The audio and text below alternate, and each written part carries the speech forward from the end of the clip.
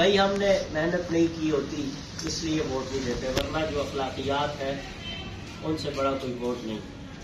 اللہ جزائے خیر دے ہمارے مفتی صاحبان کو، وہ یہاں تشریف لائے اور انہوں نے اس کام کا بیڑا اٹھایا، اور جس سے جو ہو سکتا ہے وہ ان کے ساتھ تعاون کر رہا ہے، تعاون کرنا بھی چاہیے تاکہ ہم اپنی بات کو آگے پہنچا سکیں۔ اپنے ساتھیوں کے لیے سب سے بڑا سوال یہ ہوتا ہے کہ ہماری اس وقت پوزیشن نہیں ہے، تو آپ جس وقت بھی کھڑے ہوں گے تو الف سے ہی شروع ہوگا نا۔ جس طرح ایک آدمی ایک ضرب لگاتا ہے کسی پتھر پہ تھوڑے سے، تو وہ جا کے ٹوٹتا ہے 10ویں ضرب پہ۔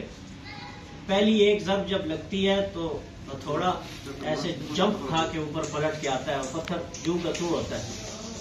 تو اگر 10ویں ضرب پہ وہ ٹوٹا ہے تو اس پہلی ضرب کا اثر ظاہر تو نہیں ہوا، لیکن اس نے چولہے اس کی ہلائی تھی، تب 9ویں سے 10ویں ہوئی اور وہ ٹوٹ گیا۔ تو لہٰذا اس بات سے کوئی پریشان مت ہو کہ ہمارے ساتھ لوگ ہیں یا نہیں ہیں۔ تبلیغی اجتماع جو رائے گنج میں ہوتا ہے آج اس میں لاکھوں لوگ ہوتے ہیں، بنیاد میں اس میں سینکڑوں لوگ بھی نہیں تھے، تو پھر کچھ سالوں میں وہ بات کہاں سے کہاں پہنچ جاتی ہے۔ تو اللہ رب العزت ہمیں عملی طور پہ ساتھ دینے کی توفیق اور دعاؤں میں اخلاص کے ساتھ چلنے کی اللہ پاک ہمیں توفیق بخشے۔ مجھے نعت کے لیے کہا گیا تھا، بس میرے دل میں یہ باتیں آئی، میں نے کہا آپ سے عرض کر دوں۔